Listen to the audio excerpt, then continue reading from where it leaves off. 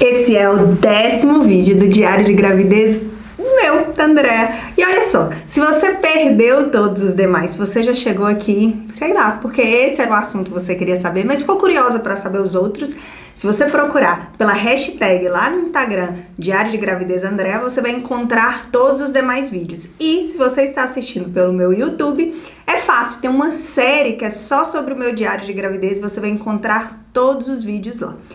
Qual que é o vídeo de hoje, que eu inclusive demorei a gravar e eu falei, meu Deus, daqui a pouco eu até esqueço o que aconteceu. São os desafios do primeiro trimestre da minha gestação. E por que eu tô falando assim, meu Deus, eu tenho que gravar logo? Porque nesse momento eu estou com 22 semanas, então eu já estou ali nos finalmente do segundo trimestre, mas hoje eu separei pra gente falar só sobre o primeiro trimestre. Eu já falei de muitas partes legais, muitas partes boas e tudo mais, mas eu deixei esse vídeo para falar sobre os desafios para que não fique parecendo que a gente está romantizando demais essa questão da gestação, porque existem desafios sim, e eu vou te falar aqueles pelos quais eu passei. Eu sei que cada gestação é de uma forma, quem já viveu mais de uma gestação, que não é o meu caso, acaba contando que muda de gestação para gestação, de filho para filho, e os relatos das próprias amigas que eu convivo, sempre tem relatos, isso aconteceu comigo, mas isso não aconteceu. Eu vou te falar hoje do que aconteceu comigo, das minhas experiências, afinal, esse não é um diário de gravidez de forma geral, é o meu diário de gravidez. Então vamos lá, separei aqui algumas coisas que aconteceram comigo no primeiro trimestre. Falando sobre parte estética, eu tive espinhas, eu tive muita espinha, parecia que eu estava, na minha fase de adolescência, eu tive algumas espinhas grandes no queixo, parecendo aquelas espinhas internas, no queixo, no nariz aqui um pouquinho, perto da sobrancelha, e eu tive várias, sabe?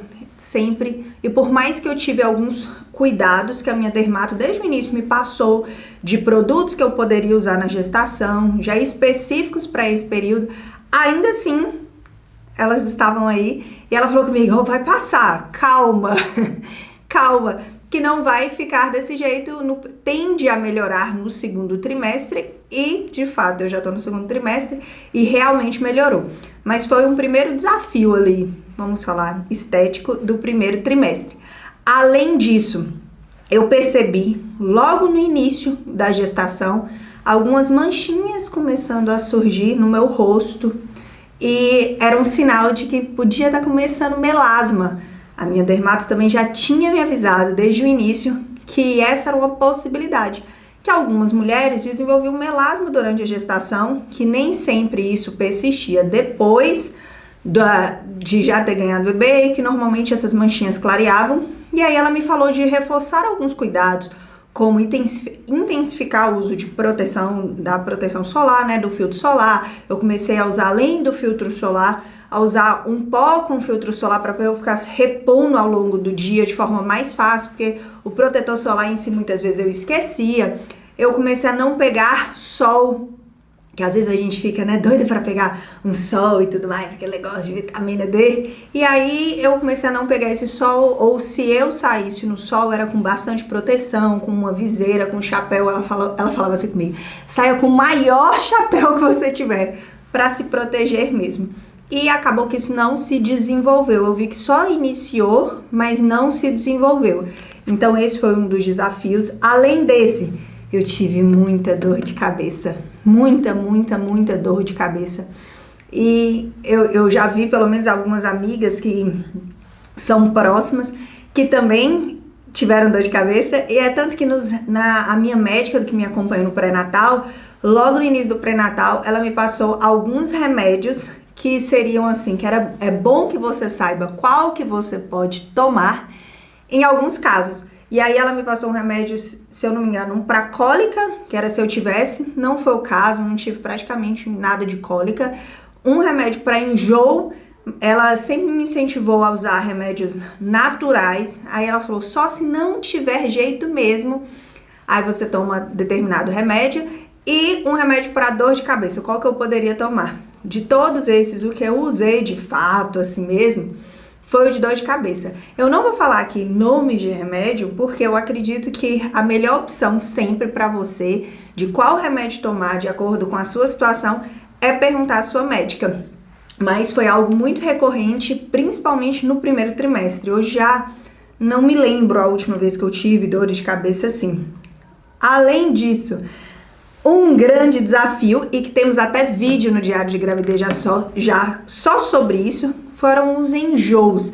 Eu lembro que lá eu falei de algumas coisas que eu me senti enjoada, mas tiveram algumas que eu me esqueci, vou falar aqui agora. Por exemplo, tinham coisas que eu tive o desejo de comer muito grande em um dia, mas no outro dia eu já olhava para aquilo e não queria de jeito nenhum. Então, por exemplo, vamos supor que eu tinha vontade de comer um bolo de cenoura com recheio de chocolate. A gente passou a não comprar aqui em casa aquele bolo todo, aquele bolo grande, porque sabia que no outro dia eu não ia querer comer. Eu ia ter comido um pedaço e no outro dia não ia querer mais. Então a gente começou, tudo que eu tinha essa vontade muito grande, a comprar porções menores para que eu comesse naquele dia, porque no outro dia ia se perder. Então isso aconteceu. Além disso de enjoo, eu enjoei de coisas que eu costumava gostar. Por exemplo, eu gosto muito, muito de comer coisas de doce. E durante a gestação, a minha preferência foi por coisas de sal. Então, tinha muita coisa que o Felipe ainda falava assim, Andréia, eu tô ficando preocupado com você. Porque ele me mostrava, olha isso aqui, alguma comida que era de doce. Eu falava, não tenho vontade de comer isso, Felipe. E ele falava, meu Deus, eu estou ficando preocupado com você, você não é assim. Porque foi algo incomum. As outras coisas que eu tive enjoo, de fato, volta lá no vídeo que fala só sobre enjoo para você descobrir. Além disso, eu tive um sono, que eu não sei como dimensionar o sono que eu tive. Um sono que, por mais que eu dormisse muito bem à noite, que eu não colocasse despertador para me acordar, por exemplo, que eu só acordasse quando eu me sentisse bem descansada, eu me lembro de tomar o café da manhã e estar com muito sono. É tanto que no vídeo em que eu conto como eu descobri a gestação, que eu estava grávida, eu falo sobre isso, que esse foi um dos sintomas que eu percebi. Isso não pode estar normal, eu devo estar grávida. E isso permaneceu durante o primeiro trimestre. Eu tive muito sono em todos os horários, não era algo tipo, era só em mais algum horário, acordava de manhã, tomava café e tinha sono, e eu almoçava e eu tinha sono, e eu chegava à noite e eu também tinha sono. Então eu dormi muito, eu brinquei, que eu falo assim, meu Deus, eu hibernei no primeiro trimestre, eu dormi muito, porque eu sentia muito sono, eu sentia muita indisposição, e eu me cobrei muito por causa disso. Quando eu falo que é um dos desafios do primeiro trimestre, foi porque eu acabei me cobrando de o que eu podia estar fazendo, que eu não deveria estar dormindo. E eu vou gravar um vídeo só sobre isso, porque eu acho que vale a pena. E aí aguarda aí um pouquinho que eu falo mais sobre esse assunto, mas foi um desafio pra mim. Além disso, deixa eu pegar minha cola aqui, eu tive muita dor no meu seio. Eu lembro, eu sempre dormi de bruço e foi esse também um dos fatores que me ajudou a desconfiar que eu estava grávida, porque eu comecei a sentir uma dor muito grande. Não era uma dor como se fosse a dor que eu tinha próxima a menstruar, que eu também sentia as minhas mamas doloridas. Era algo que me impossibilitava de deitar de bruço, que eu sentia muito dolorida, que ao tomar banho, quando a água caía, eu sentia muita aflição, quando eu ia me enxugar, eu sentia muito dolorido o meu seio. Mas isso passou. O que me ajudou muito nesse período, nesse desafio, foi usar esses toppers de academia, me ajudaram muito, porque parece que quanto mais firme ficava, menos dor eu sentia.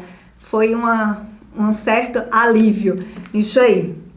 Além disso, outro desafio que eu tive foram, olha só o que a gente se propõe a contar nos vídeos.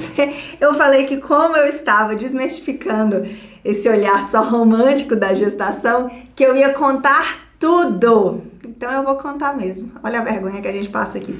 Uma coisa que eu tive no primeiro trimestre demais, que me incomodou muito, e eu acho que de todas as coisas, foi uma das coisas que mais me incomodaram, foi que eu tive muito gases. Foi muito incômodo. Eu lembro de terminar o dia com a barriga estufada. E eu brincava, eu falava com a minha mãe, falei assim, mãe, olha como a minha barriga cresceu.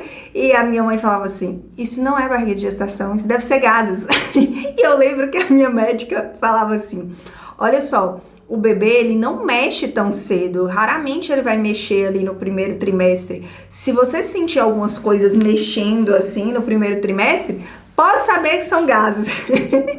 E, de fato, depois eu fui descobrir que são sensações bem diferentes, mas aconteceu. Minha mãe falava comigo que algo que me ajudaria muito para isso seria chá de hortelã, mas eu não cheguei a tomar porque eu não gosto de chá. Então eu não bebi, mas caso alguém esteja grávida e queira testar a dica da minha mãe, nem sei se pode, deve poder, pergunta a sua médica, era essa a dica que ela me deu. Mas também melhorou, viu? No segundo trimestre, já vou avisando para vocês, foi bem um desafio do primeiro trimestre.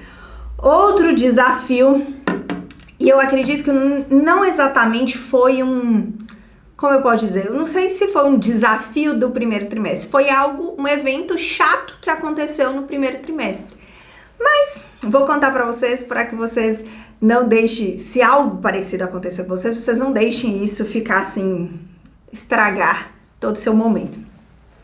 Quando a gente foi fazer o primeiro ultrassom, eu lembro que a médica tinha me dado o pedido, e eu tava muito angustiada para fazer o primeiro ultrassom, porque eu lembrava de todas as histórias que as pessoas me contavam sobre será que o bebê foi implantado no lugar correto? Implantado que eu falo natural, né? Porque foi uma gestação natural. Mas será que ele não ficou nas trompas? Será que tá tudo certo? Será que tá tudo bem? Será que o coração tá batendo? E nossa, aquilo ficou me angustiando de uma tal forma. Será que é só um? Será que é só dois?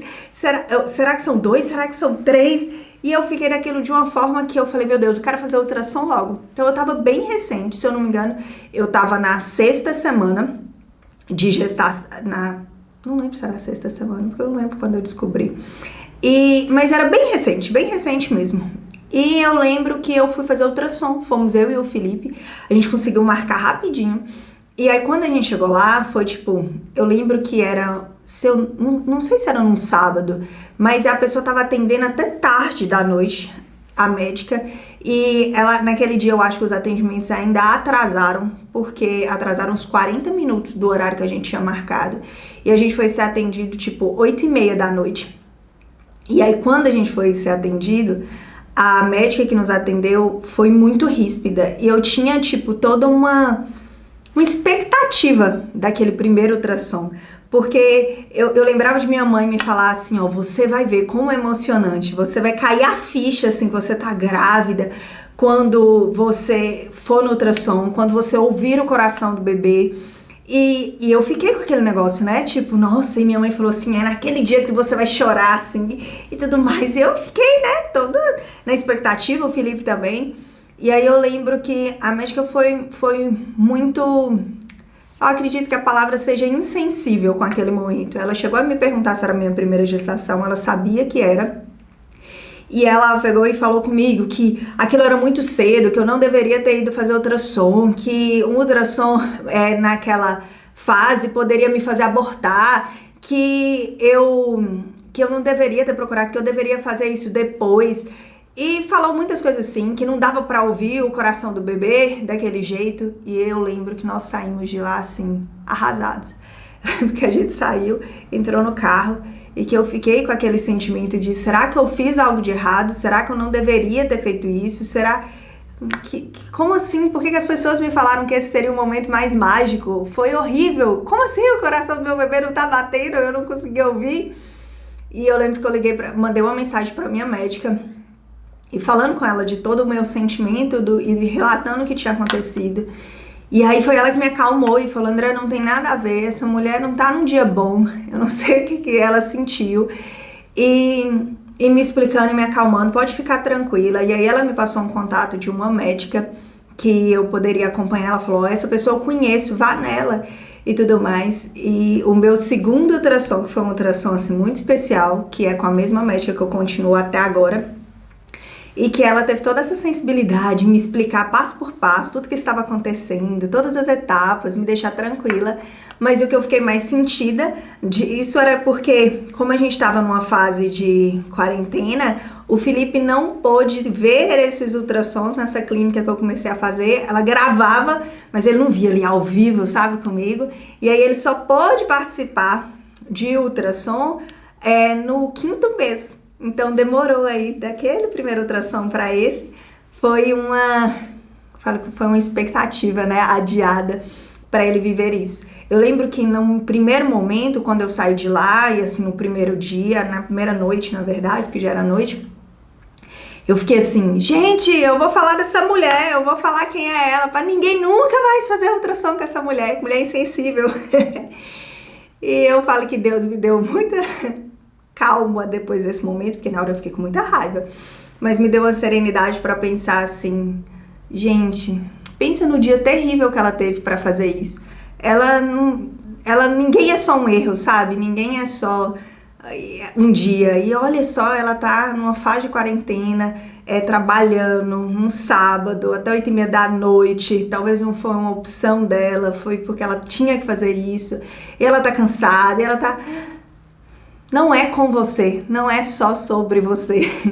E aquilo me fez refletir, sabe? Quantas vezes a gente também... Foi um aprendizado pra mim. O meu contato com ela foi só naquele dia e eu não podia julgar ela só por aquele dia. E é por isso que eu não falei nada depois, nem com ela, porque eu fiquei assim, vou lá falar com ela, sabe? Pra ela nunca mais fazer isso com alguém. Oh, nem no lugar nenhum. Mas fica aí o nosso aprendizado, né? Pra que a gente sempre olhe para as pessoas com mais amor, que era o que ela poderia ter feito, apesar de estar cansado, tudo mais, eu não sei os motivos dela, mas também para que a gente olhe para o outro, né? No meu caso, olhar para o outro como não sendo só aquele dia, aquele momento, aquele erro. Respire, que vai passar. Então, foram esses, eu acredito que foram esses os maiores desafios. E só para finalizar, eu acredito que um grande desafio para mim, que começou no primeiro trimestre, mas que eu tenho lidado durante a gestação,